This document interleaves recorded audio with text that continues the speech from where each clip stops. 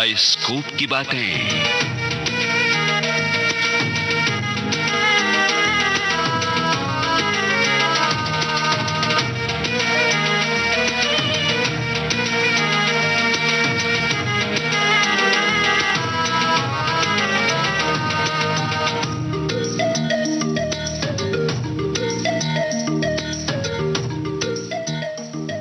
दोस्तों, आज जिस फिल्म की बातें आप सुनेंगे उसमें भरपूर मनोरंजन था आपके लिए और प्यार का संदेश था उनके लिए जो समाज से अलग थलग होकर अपराध की दुनिया के हो जाते हैं। संदेश ये था कि ए भैया, बहुत लूटपाट, मारामारी और खून खराबा हो चुका, इसलिए अब लौट चले,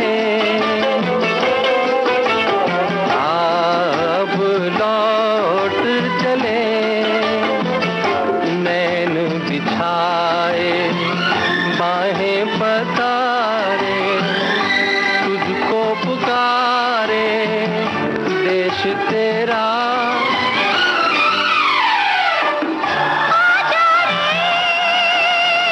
ये फिल्म गीत, संगीत और ड्रामे से ऐसी लबालब थी कि दर्शक इसे देखने के लिए बार बार सिनेमा घरों की तरफ लौटे।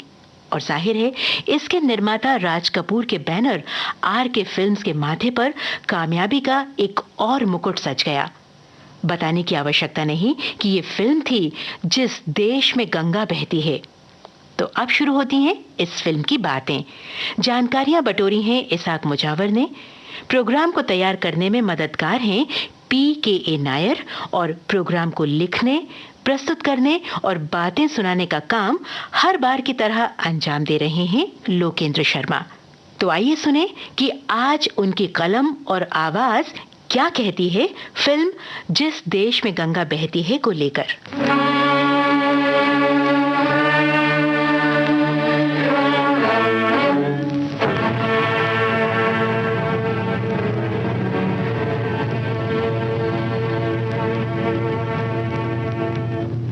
सन 1949 से राज कपूर की यानी आर के फिल्म्स की हर फिल्म इसी धमाकेदार संगीत के साथ शुरू होती आई है।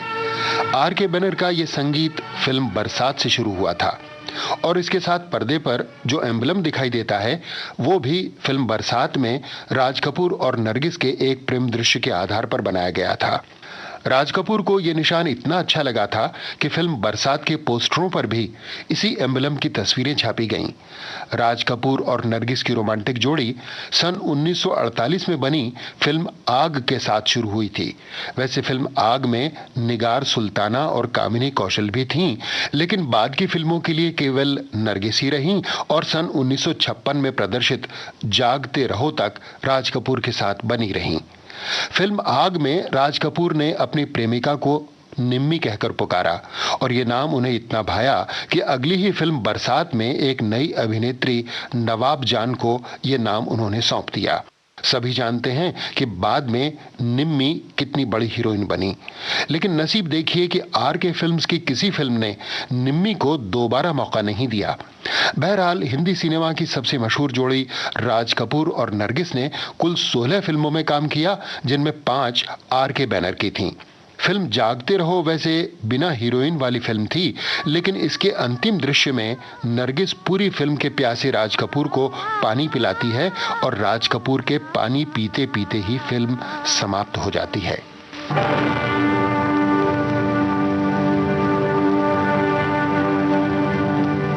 इस समाप्ति के साथ ही नरगिस और राज कपूर का फिल्मी नाता भी समाप्त हो गया था और अगले 4 बरस तक राज कपूर ने कोई फिल्म नहीं बनाई। फिर सन 1959 में ऐलान हुआ कि राज कपूर डाकुओं पर एक फिल्म बनाएंगे जिस देश में गंगा बहती है। इसका निर्देशन उनके कैमरामैन राधु करमरकर करेंगे। इस ऐलान का बड़ी बेताबी से इंतजार किया जा रहा था, क्योंकि लोग जानना चाहते थे कि अब नरगिस की जगह कौन हीरोइन राज कपूर के साथ आएगी। ये मौका मिला साउथ की हीरोइन पद्मिनी को। क्या हुआ ये मुझे, क्या हुआ क्या पता, जाने क्यों मचल रहा है आज दिल मेरा प्यार की डगर पे कोई तुझे ले चला। कौन है वो, कौन है हमें भी तो बता। क्या हुआ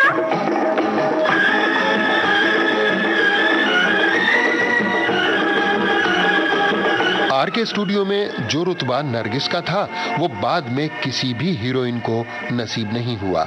हर फिल्म में राज कपूर की हीरोइनें बदलती रहीं और आरके बैनर ने किसी को रिपीट नहीं किया।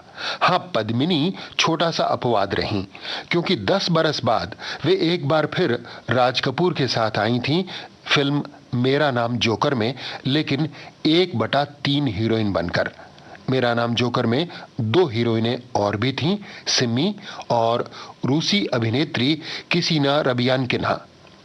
बहरहाल आज हमें बातें करनी है उस फिल्म की जिसका नाम है जिस देश में गंगा बहती है। फोटो पे सच्चाई रहती है, जहाँ दिल में सफाई रहती है। हम उस देश के वासी हैं, हम उस देश के वासी हैं, जिस देश में गंगा बहती है। फोटो पे सच्चाई रहती है, जहाँ दिल में सफाई रहती है। हम उस देश के वासी हैं, हम उस देश के वासी हैं, जिस देश में गंगा बहती है। भारत की धरती पर बहने वाली गंगा केवल पानी की धारा नहीं है, केवल नदी नहीं है, ये हमारी संस्कृति और इतिहास का हिस्सा है। भारतवासी इसे इतना पवित्र मानते हैं कि इसे गंगा मैया कहते हैं।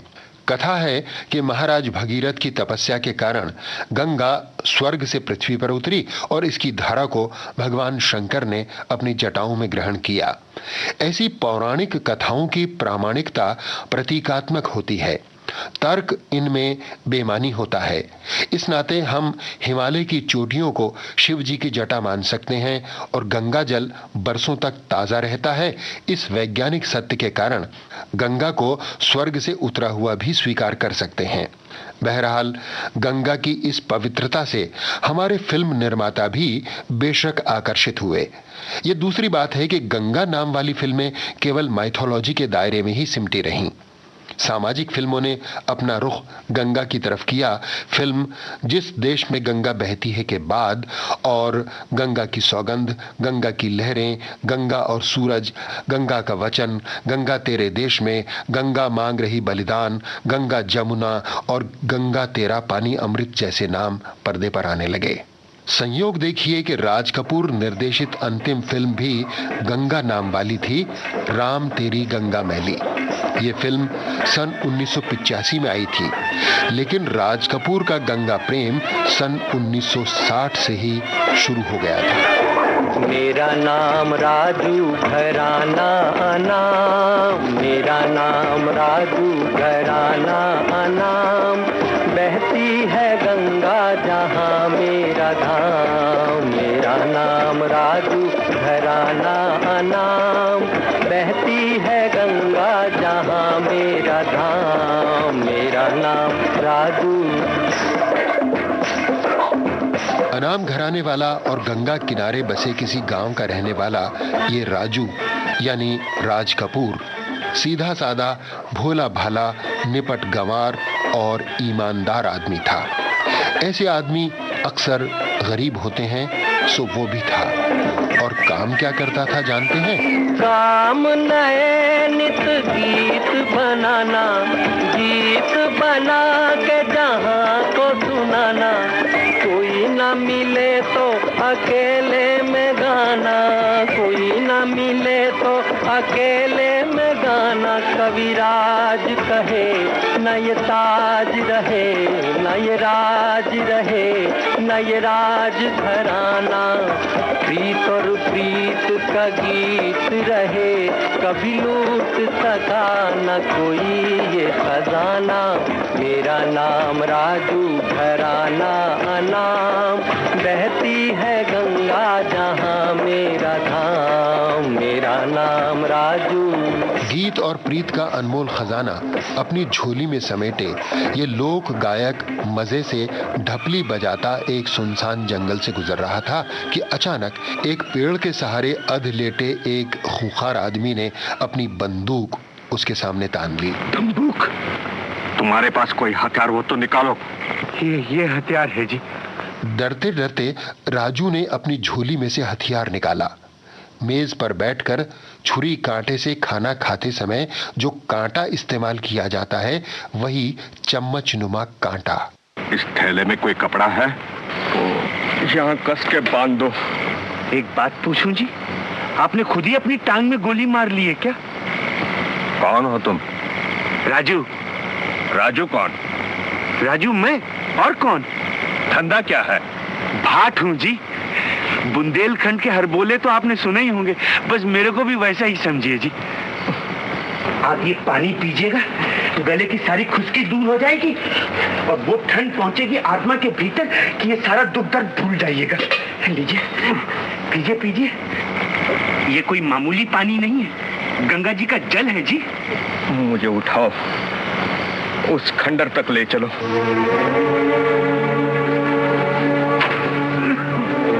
राजू इस बात से बेखबर था कि वो जिसकी सेवा में जुट गया है वो डाकुओं का सरदार है। उसे तो बस एक घायल की तीमारदारी और किसी खतरे से उसकी रक्षा करनी थी। खतरा भी आनन फानन में आ गया। कुछ डाकू ठीक सामने आकर रुके, लेकिन राजू डरा नहीं। अपना वही हथियार चम्मच नुमा कांटा उस सामने तान कर खड़ा हो गया। खबरदार, मैं पुलिस का आदमी हूँ, गोली मार दूंगा।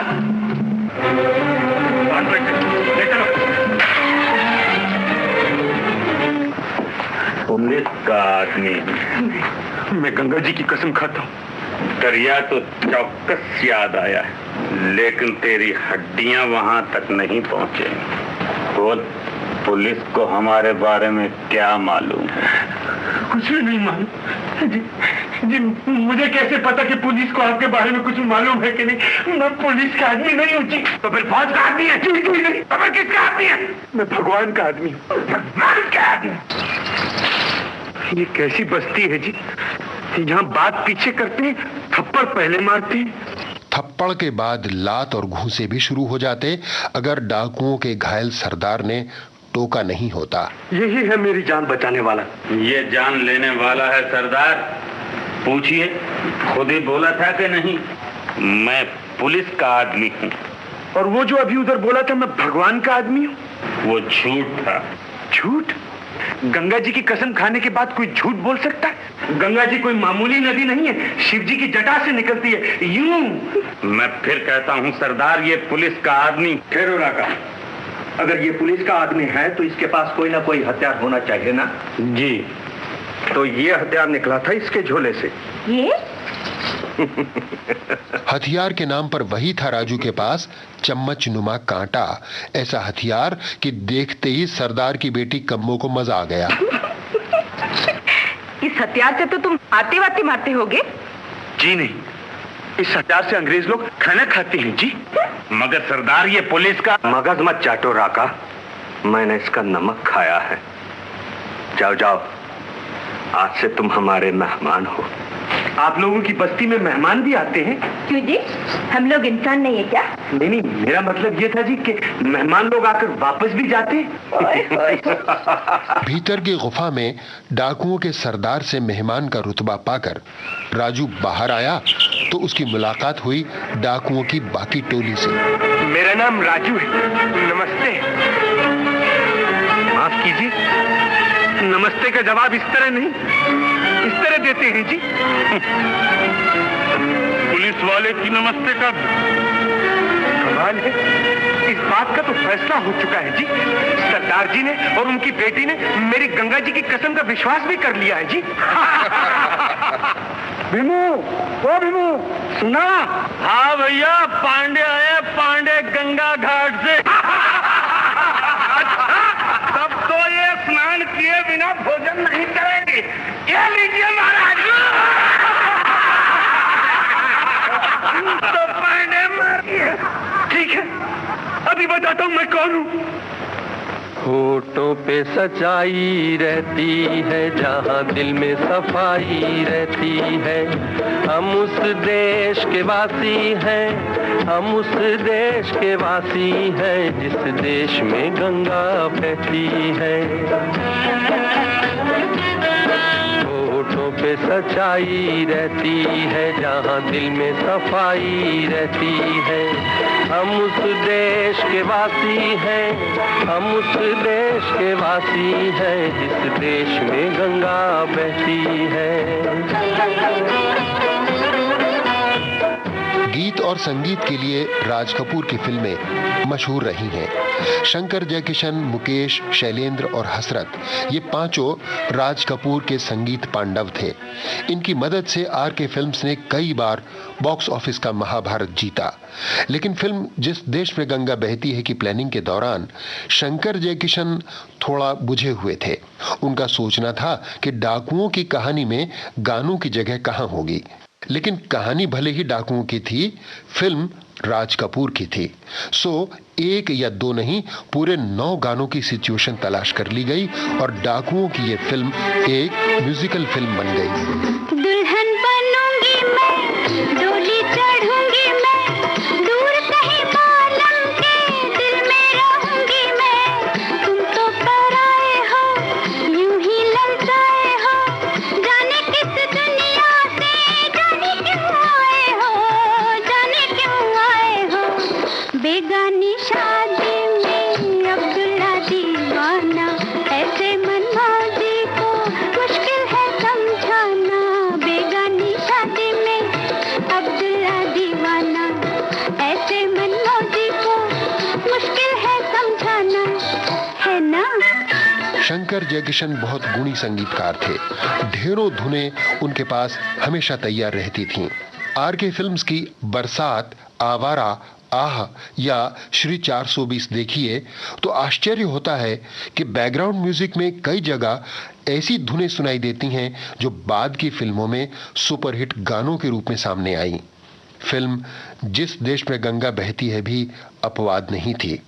इसके बैकग्राउंड म्यूजिक में 10 बरस बाद यानी सन 1970 में आने वाली फिल्म मेरा नाम जोकर के एक गाने की धुन साफ पहचानी जा सकती है।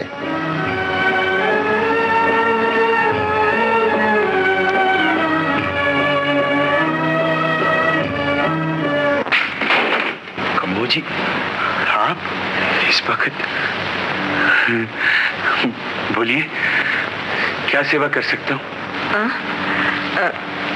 कुछ खो गया है, ढूंढने आई हूँ। क्या ढूंढने आई थी? भूल गई। जब मन भटकता है आदमी सब कुछ भूल जाता है जी। हाँ, ऐसी अवस्था बहुत खराब होती है कम्बो जी। आप फौरन इसका इलाज कराइए। इसका इलाज है? चौकस है जी, मेरे को सब खबर है। आइए आप इधर बैठिए और आंखें बंद कर लीजिए। जी हाँ, शास्त्रों में लिखा है जब मन भटकने लगे तो आंखें बंद करो और डूब जाओ अपनी आत्मा के भीतर। लो, डूब गई। अब चारों तरफ से अपने ध्यान को समेटिए और ले आइए किसी भी एक चीज पर। ले आई। अब बताइए वो चीज कैसी है? कैसी का मतलब? पानी की चीज है या खुशकी की? खुशकी की। देखने में मोटी है? पतली है? लंबी है? चौड़ी है? किस मौसम में काम आती है? हर मौसम में। खाने की चीज है या पीने की? न खाने की न पीने की। मिट्टी की चीज है कम्बो जी? मिट्टी की नहीं, लेकिन मिट्टी से आई है और मिट्टी में जाएगी। मैं समझ गया जी। अब बोलिए, नर है या मादा? औरत जात है मर्द जात? तुम कौन हो जी? अभी तक तो मर्द जात हो, आगे की छिपजी मालिक हैं जी। हाँ? मैं इतनी गंभीर बात कर रहा हूँ और आपने बीच में हंसना शुरू कर दिया। आप कैसी लड़की हैं कम्बो जी? तुम्हें कैसी लगती हो? मेरे को तो कोई भी बुरा और पराया नहीं लगता कम्बो जी। सारा संसार अपना ही लगता है। जो बड़े हैं मेरे से वो माता पिता और छोटे बहनों भाइयों सरी के लगते हैं जी। और जो तुम्हारे बराबर की हो? कम्बो जी, ये जो आपके और मेरे बीच बातें हो रही हैं, ये कहीं इशक प्यार की बातें तो नहीं? अगर हो तो राम नाम सत्य ही समझिए। ये जो अपने देश की पब्लिक है ना कम्बो जी, सब कुछ बर्दाश्त करती है, इशक प्यार की बातें बिल्कुल बर्दाश्त नहीं करती। मेरी मानी तो इस झमेले में बिल्कुल मत पड़िएगा कम्बो जी।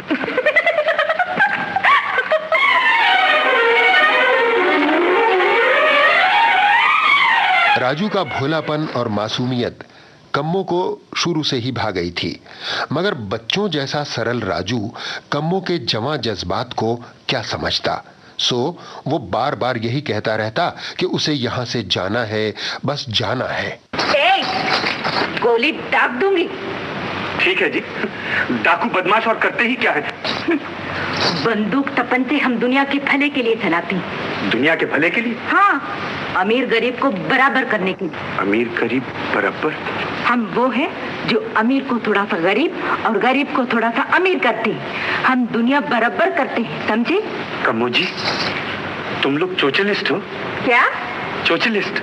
वो लोग भी भोर से लेकर संध्या तक बस एक ही वचन बोलते हैं कि दुनिया बरोबर होनी चाहिए, दुनिया बरोबर होनी चाहिए। हाँ, और तुम ऐसे पापी हो कि दुनिया बराबर करने वाला को बदमाश कहते।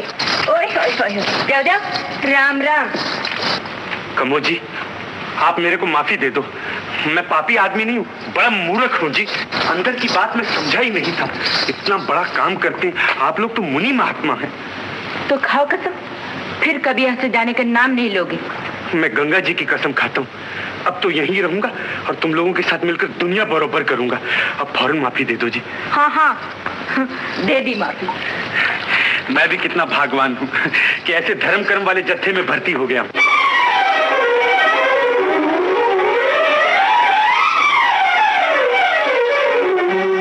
दुनिया बरोबर करने वालों के जत्थे में भर्ती होकर राजू बहुत खुश था, लेकिन उससे भी ज्यादा खुश थी कम्मो, जिसने राजू को रोक भी लिया था और जो राजू से प्यार भी कर बैठी थी। मैंने प्यार किया, ओए होए क्या जुर्म किया, मैंने प्यार किया, ओए होए क्या जुर्म किया। आँखों का रंग हो गया गुलाबी गुलाबी, हाय हाय हाय हाय दिल की हालत शराबी शराबी। आँखों का रंग हो गया गुलाबी गुलाबी, हाय हाय हाय हाय दिल की हालत शराबी शराबी। ओ मैंने प्यार किया।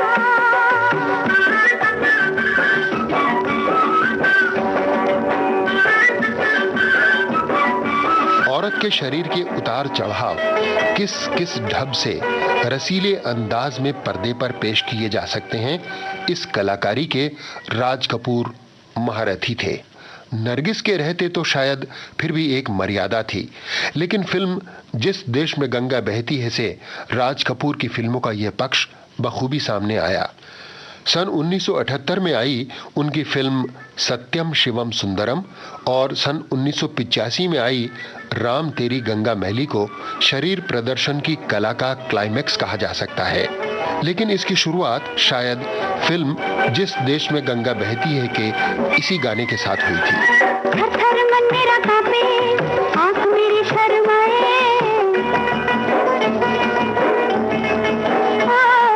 गोरे गोरे तन पर आज पसीना आए,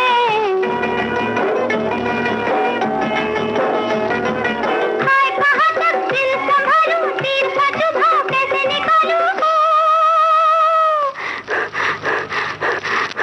बढ़ गई और दिल की बेताबी बेताबी, हाय हाय हाय दिल की हालत शराबी शराबी। आँखों का रंग हो गया गुलाबी गुलाबी, वो मैंने प्यार किया। बहरहाल राजू दुनिया बरोबर करने वालों के जत्थे में शामिल हो गया था। सो जब काम करने की बारी आई तो उसे भी जत्थे के साथ जाना पड़ा। काम था एक ठाकुर के घर पर डाका मारना, और वो भी तब जब ठाकुर की बेटी की शादी हो रही थी।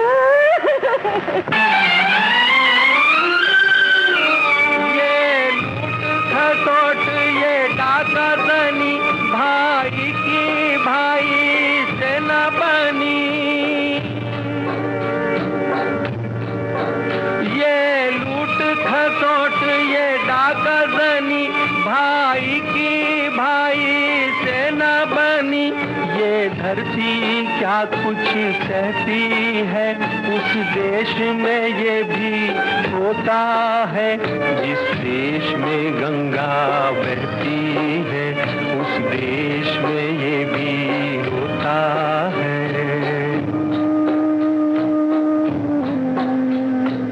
राजू ने क्या समझा था और क्या उसके सामने आया, उससे रहा नहीं गया।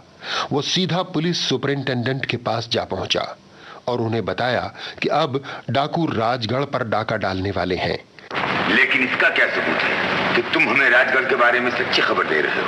मैं सब कुछ अपने कानों से सुन के और अपनी आंखों से देख कर आया हूँ सुपरिटेंडेंट साहब। मैं गंगा जी की कसम खाता हूँ कि राका और उसके साथी जरूर राजगढ़ पहुंचेंगे। मैं आपके पांव पड़ता हूँ, आप राजगढ़ वालों की रक्षा कीजिए, नहीं तो राका उन सबको कुत्तों की मौत मारेगा सुपरिटेंडेंट साहब। मगर ये कैसे हो सकता? सर, इसकी एक बात सच निकली है। ठाकुर की हवेली में वाकई जबरदस्त डाका पड़ा है। तुम फौरन स्पेशल फोर्स का एक दस्ता तैयार करो, हम अभी राजगढ़ जाएंगे। Yes sir. अब देखना, राका अगर एक गोली चलाएगा तो हम 1000 गोलियों से जवाब देंगे। वो एक निहत्थे शहरी पर हमला करेगा तो हम उसके सारे जत्थे को मौत के घाट उतार देंगे। ये क्या कह रहे हैं सुपरिटेंडेंट साहब? तुम उन्हें राजगढ़ पहुंचने दो, फिर देखना।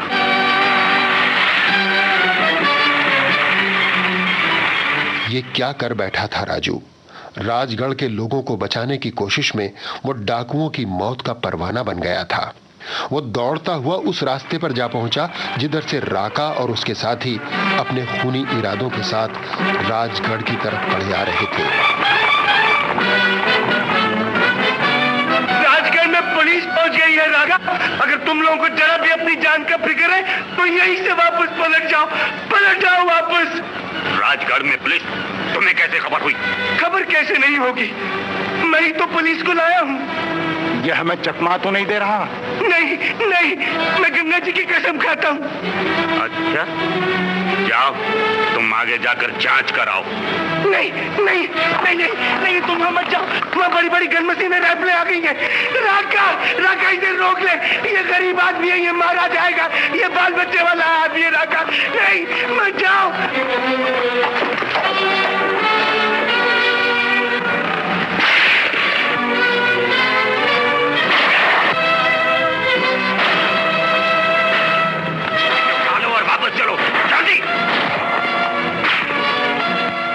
राजू भी राका और उसके डाकू साथियों के साथ अड्डे पर पहुंचा। उसके मन में अभी भी कम्मों की बातें घुमड़ रही थीं। इसलिए जब उसे डाकू सरदार के सामने खड़ा किया गया तो उसने मन की बात खोलकर कह दी। मैं ये समझ के गया था कि ये लोग मदद करने जाते हैं गरीबों की, लेकिन ये सब झूठ था सरदार जी। एक बेचारी की शादी हो रही थी, राका ने पहले उसके पति को गोली मार दी, फिर उस लड़की का हार उतार लिया, ऐसे खींचा उस गरीबनी का गला यहाँ से यहाँ तक छिल गया। इतने में एक छोटा सा बच्चा पता नहीं किधर से आ गया और वो जो बैठा है ना अपने बच्चे को छाती से लगाकर, उसने 2 नाली फायर करके छन्नी कर दिया बच्चे को। मैं कहता हूँ पुलिस को खबर की कि नहीं? हाँ की, 10 दफे की। क्यों? मैं गांव वालों को इनकी गोलियों से बचाना चाहता था। फिर हमें क्यों रोक दिया आके? मैं आप लोगों को पुलिस की गोलियों से बचाना चाहता था। मैंने कहा जैसे वो लोग बाल बच्चे वाले, आपके भी तो बाल बच्चे हैं। जैसे उनको बचाना मेरा धर्म था, वैसे ही आप लोगों को बचाना भी मेरा धर्म था। अरे मेरे मर्द ने क्या गुनाह किया था जो तुमने उसको नहीं बचाया? माता जी, मैं झूठ बोलूं तो मेरे ऊपर बिजली गिर जाए। पूछो इससे, मैंने हाथ जोड़े थे कि नहीं, राका मत भेज उस गरीब को, लेकिन इस सिकंदर किसी की मानता ही नहीं। सिकंदर के बच्चे, अगर हम तेरे कहने पर ही पलट आते तो सरदार हमारी मुश्किल न कसवा देते। वो तो अब भी कसवाएंगे राका। एक धर्म की बात बोलता हूँ सरदार जी, उस बेचारी के मर्द को आगे भेजने के बजाय ये खुद क्यों नहीं आगे गया? इसको अपनी जान बहुत प्यारी थी, दूसरों को तो ये गाजर मूली समझता है। बोल कमीने, इस दुनिया में तेरा कौन सा रोने वाला? आप ठीक कहती हैं माता जी, इसका है ही कौन? न बीवी न बच्चे, एक मैं हूँ, सो मुझसे भी ये खफे ही रहता है। जो अपनी ही चमड़ी से प्यार करता है वो सरदार बनने के लायक नहीं रहा। जी हाँ, सरदार तो अब ये बनेगा पुलिस वाला, एक एक को फांसी लगवाएगा और कहेगा कि मैंने तो जून सुधारी आपके बच्चों की। मुईगा की कसम खाता हूं। खबरदार जो मेरी गंगा जी को मुई कहा तो। सरदार जी, राम राम। राम राम कहकर राजू बाहर चला गया। अब वो यहाँ नहीं रुक सकता था, लेकिन डाकू उसे यूं कैसे चला जाने देते? ये भाग जाएगा सरदार, तो गोली मार दो। राजू पथरीली चट्टानों और घुमावदार रास्तों से बीहड़ के बाहर जाने के लिए बढ़ रहा था और उसे जाता हुआ देखकर कम्मो का दिल मुंह को आ रहा था।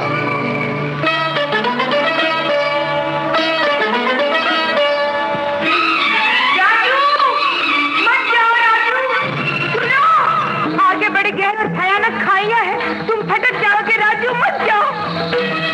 बाहर वाले रास्तों पे वो लोग भटकते हैं जिनके मन की हर रात सूनी और अंधेरी होती है कम्मो जी।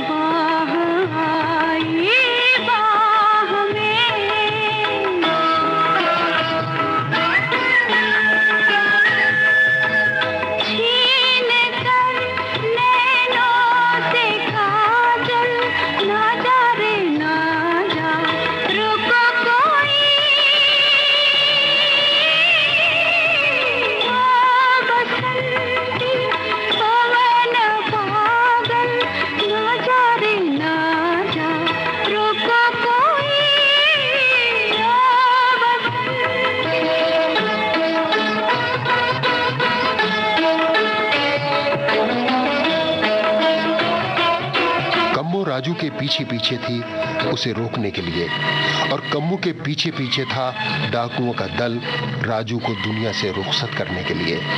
आखिर कम्मू ने राजू का रास्ता रोक लिया। मैंने शक्ति के सामने तुम्हें अपना पर माना है राजू।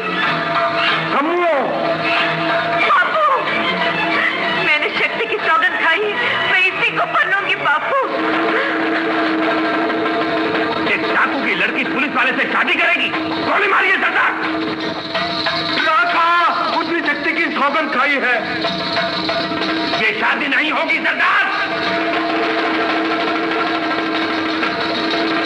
सरदार! सरदार! राका ने सरदार को गोली मारी तो राजू जैसे बावला हो गया। राका, तूने एक पिताश्री के बुढ़े की जान तो ले ली, अब मुझ गरीब पर भी दया कर, मेरी भी हत्या कर दे। तेरे हाथ जोड़ता हूँ राका, मुझे गोली मार दे राका। इतनी जल्दी नहीं।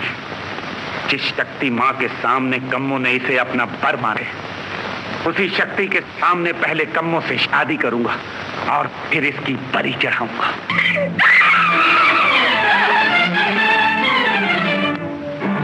राका ने राजू को एक पेड़ के साथ बांध दिया तो कम्मो जैसे बेबस हो गई।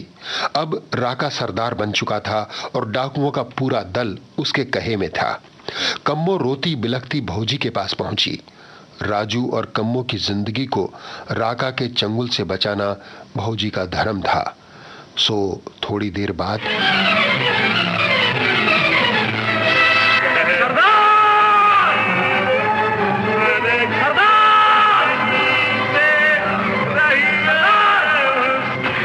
पुलिस वाला भाग गया और कम्मो का भी पता नहीं।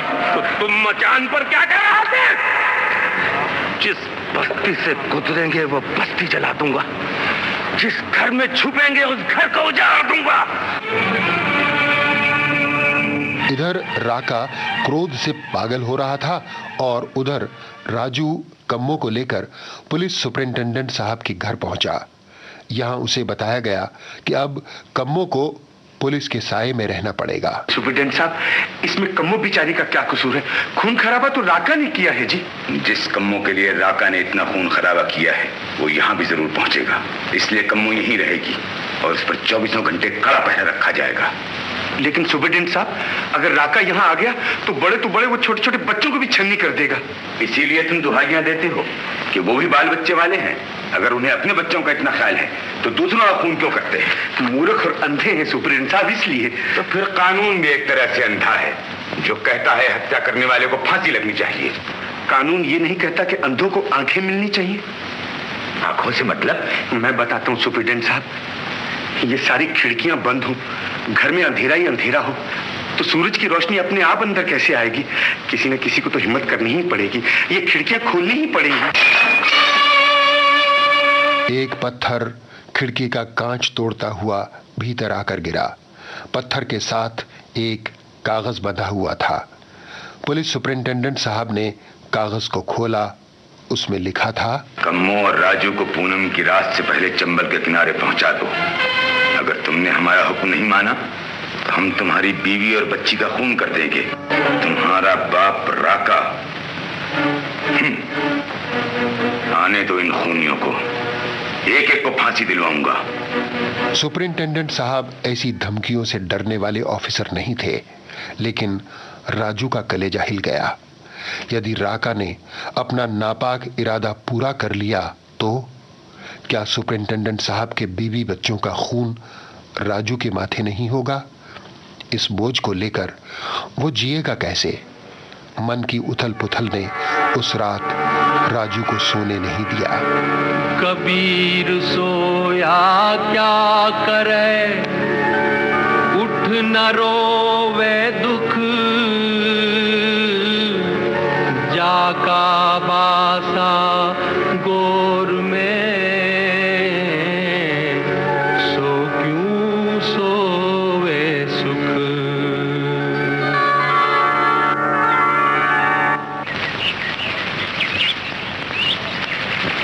राजू, राजू, राजू, वो तो रात को ही चला गया। चला गया?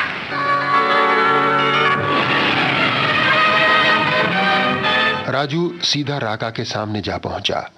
उसे अपनी जान बचाकर किसी और की जान खतरे में डालना कतई मंजूर नहीं था।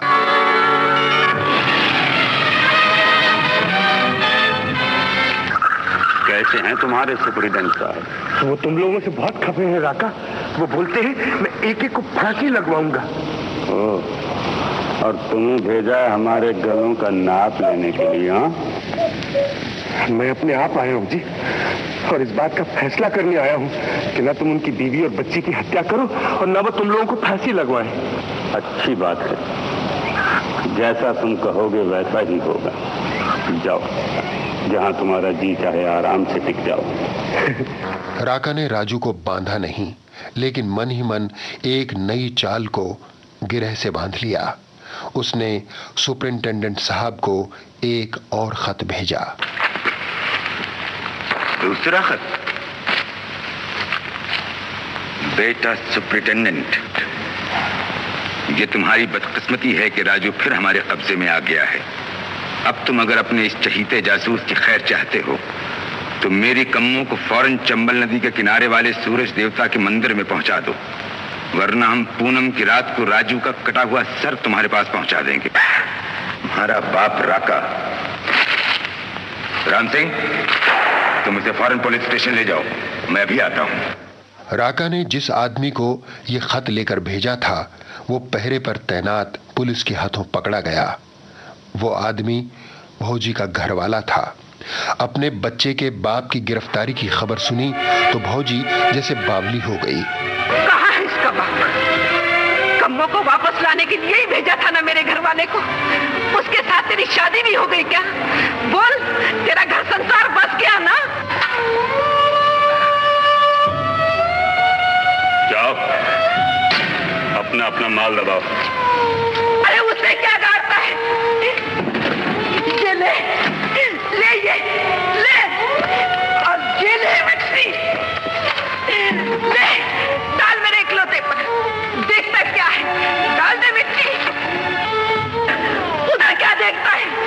ये ले, चलाओ बंदूक और मुझे वागन को यही ढेर कर। माँ, ले, माँ, ले, नहीं माँ, छोड़, नहीं माँ, ले, माँ, माई,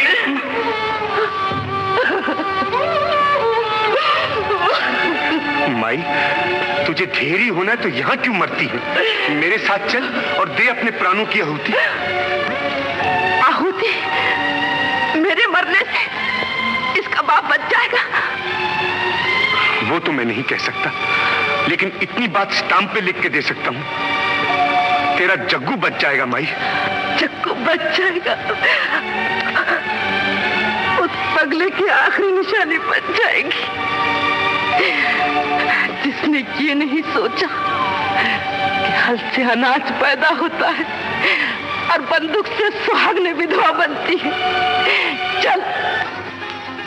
हल से अनाज पैदा होता है और बंदूक से सुहागने विधवा बनती हैं। भौजी ने ठान लिया कि वो डाकुओं को हथियार फेंकने के लिए तैयार करके ही दम लेंगी। अरे अब भागो, वो क्या देखते हो? फेंको अपने हथियार और चलो इसके साथ, चलो। ठहरो, मेरा राका भी आज से उसी देश का वासी बनेगा। मैं उसे तैयार करती हूँ। मैं तो कब से तैयार खड़ा हूँ। तुम में से कोई भी अगर अपनी जगह से हिला तो भून कर रख दूंगा।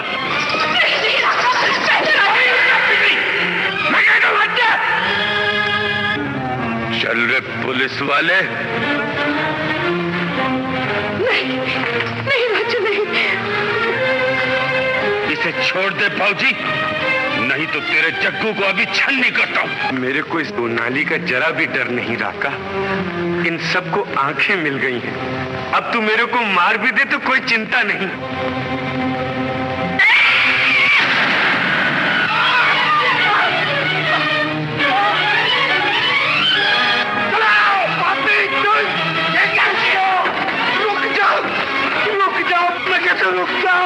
रुक जाओ पागलों, अब तुम हत्यारे नहीं हो। माँ, माँ, राका, जिसने तुझे जना वो मेरी सहेली थी रे।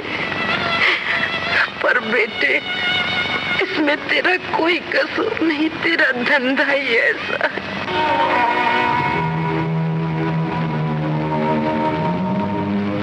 खून से लथपथ भौजी ने ठीक ही कहा।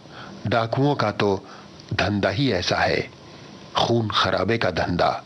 लेकिन राजू के साथ साथ कम्मो ने भी ठान लिया था कि अब ये धंधा बंद होना चाहिए, डाकुओं की जून सुधरनी चाहिए। और यही बात उसने सुपरिंटेंडेंट साहब से कही। मैंने और राजू ने एक दूसरे को वचन दे रखा है कि हम उन लोगों की जून सुधारेंगे। मैं आपको वहां तक ले चलूं तो क्या आप उन सबको जिंदा छोड़ देंगे? पुलिस को सामने देखकर अगर उनमें से किसी ने गोली चलाई या हमला किया तो हम उन्हें भून कर रख देंगे। फिर मैं कभी राजू को अपना मुंह नहीं दिखा सकूंगी। वो कहेगा, कम्मो, तू आखिर हत्यारों की बेटी हत्यारनी निकली ना। ये दोनों ही बातें नहीं होंगी कम्मो। तुम अगर अपनी जिद पर यूं ही अड़ी रही तो राका राजू का गला काट देगा और फिर किसी खिड़की का शीशा टूटेगा और पत्थर की जगह तुम्हारे राजू का कटा हुआ सर आके गिरेगा। नहीं नहीं सुपरिटेंडेंट साहब, यूं ना कहिए। राजू को कुछ हो गया तो मैं कहीं की न रहूंगी। तो फिर देर क्यों करती हो? जल्दी बोलो, रास्ता बताओगी कि नहीं? पुलिस के सैकड़ों हथियारबंद जवान तैयार बैठे हैं।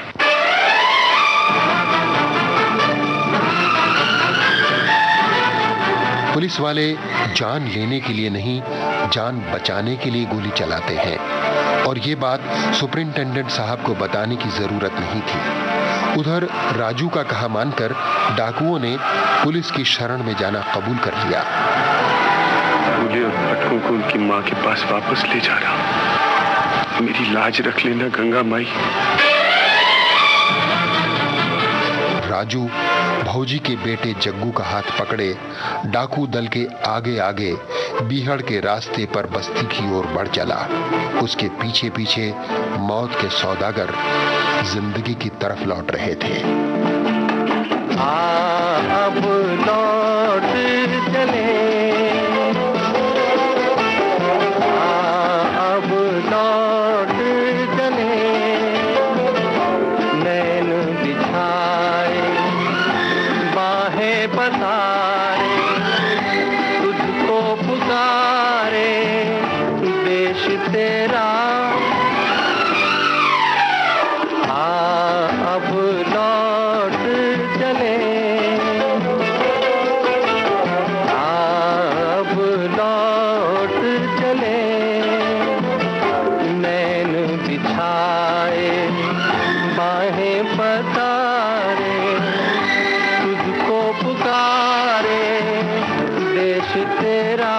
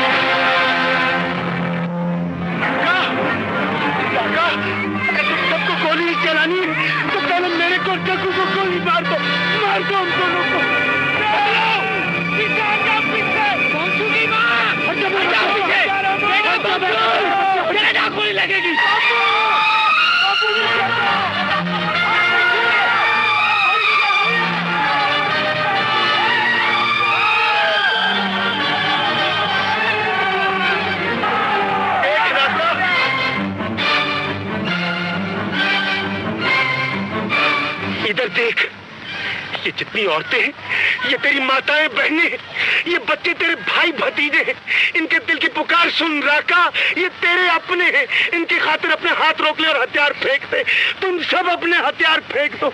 ये चारों तरफ जो फौजी राइफलें और गन मशीनें आ गई हैं, इन्हें रोकने का बस एक ही रास्ता है, एक ही रास्ता, और वो प्यार का रास्ता।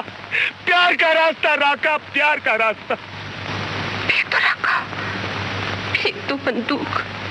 राका, फेंक दे इस दो नाली को। जिस लोहे की डायन ने महात्मा गांधी सरीके को नहीं पहचाना, वो तेरे को क्या पहचानेगी मेरे भाई। फेंक दे अपनी राइफल, तुम सब अपने हथियार फेंक दो। चारों तरफ हथियारबंद पुलिस की घेराबंदी और भागने या बचने का कोई रास्ता नहीं। राका समझ गया कि कानून की शरण में जाना ही जिंदा रहने का एकमात्र उपाय है।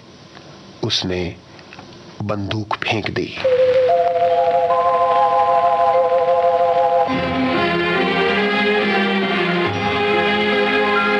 हम कल क्या थे, हम आज हैं क्या, इसका ही नहीं अभिमान हमें। हम कल क्या थे, हम आज हैं क्या, इसका ही नहीं अभिमान हमें जिस राह पे आगे बढ़ना है उसकी भी पहचान हमें, है उसकी भी पहचान हमें।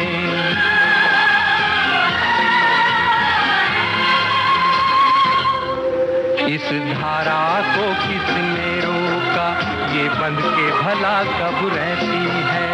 हम उस देश के वासी हैं, हम उस देश के वासी हैं जिस देश में गंगा बहती है। फिल्म जिस देश में गंगा बहती है सन 1959 में बनी और सन 1960 में रिलीज हुई थी। वीरेंद्र सिन्हा ने इस फिल्म की कहानी सन 1958 की उस ऐतिहासिक घटना से प्रेरित होकर लिखी थी जब आचार्य विनोबा भावे के सामने कई डाकुओं ने आत्मसमर्पण किया था। इसी घटना से प्रेरणा लेकर सन 1963 में सुनील दत्त ने भी एक फिल्म बनाई थी, मुझे जीने दो। अब कोई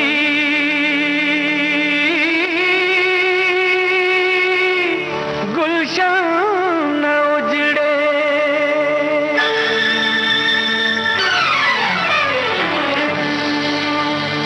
अब वतन आजाद है। अब कोई गुलशन न उजड़े, अब वतन आजाद है। अब कोई गुलशन न उजड़े, अब वतन आजाद है। ओ गंगा की हिमालय का बदन आजाद है। गंगा की हिमालय का बदन आजाद है। रूह गंगा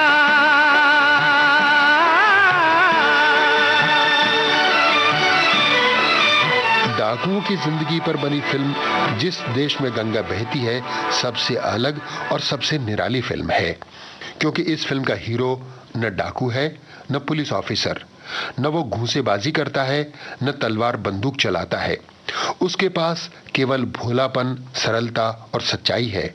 उसकी ताकत है प्यार, और यही प्यार उसकी जीत का आधार बनता है। ये फिल्म महात्मा गांधी के सिद्धांतों को सही साबित करती है और उन पश्चिमी देशों को एक पैगाम देती है जो हिटलरी ताकतों को अपनी जरूरत समझते हैं।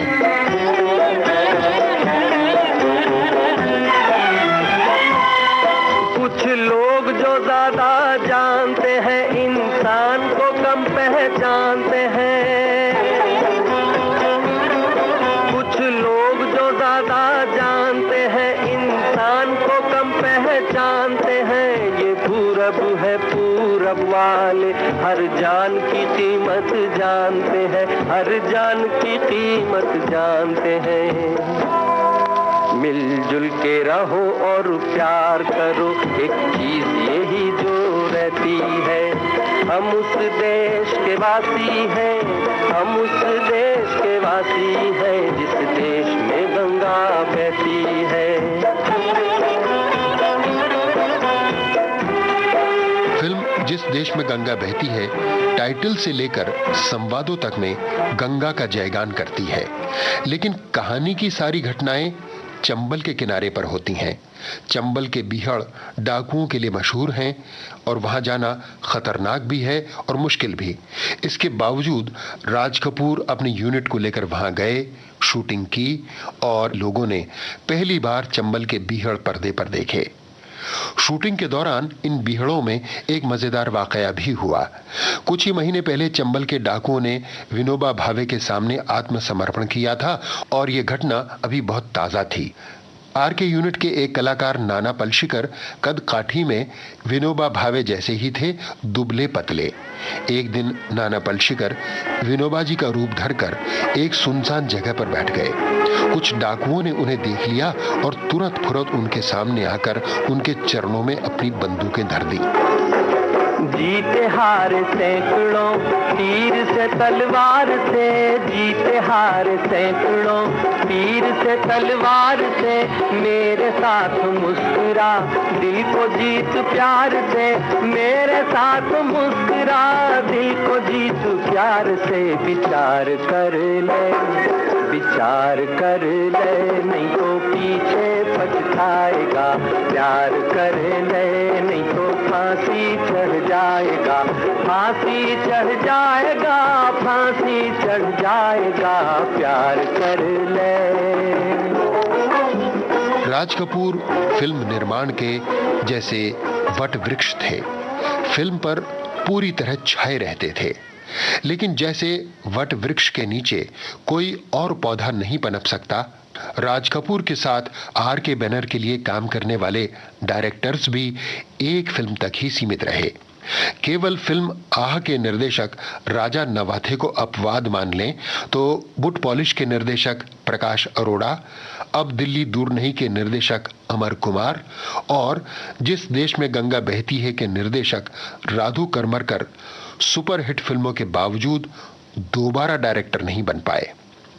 असल में आर के फिल्म्स की फिल्मों में जो भी काम अच्छा और लोकप्रिय हुआ, उसका सेहरा हमेशा राज कपूर ने धारण किया।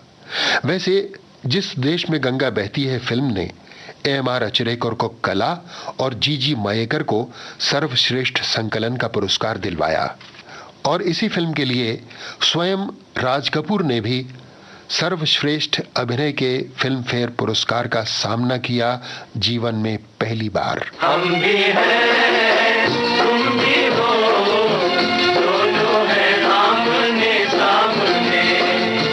देख लो प्यार कर दिया प्यार के नाम ने। फिल्म जिस देश में गंगा बहती है आर के फिल्म्स की आखिरी ब्लैक एंड व्हाइट फिल्म थी। इसके बाद राज कपूर की फिल्मों ने रंगीन बाना धारण कर लिया और राधु करमरकर डायरेक्शन में तो नहीं, फोटोग्राफी में अपना रंगीन कमाल दिखाते रहे। फिल्म जिस देश में गंगा बहती है मनोरंजन से भरपूर तो थी ही, बामकसद भी थी। शैलेंद्र के अर्थवान गीतों और शंकर जयकिशन के संगीत के लिए भी ये फिल्म बरसों तक याद की जाएगी, इसमें दो राय नहीं हो सकती। धूल का एक बादल अलबेला, निकला हूँ अपने सफर में अकेला। चुप चुप देखूं मैं दुनिया का मेला, चुप चुप देखूं मैं दुनिया का मेला। काहे मान करे अभिमान करे मेहमान तुझे, एक दिन तो है जाना।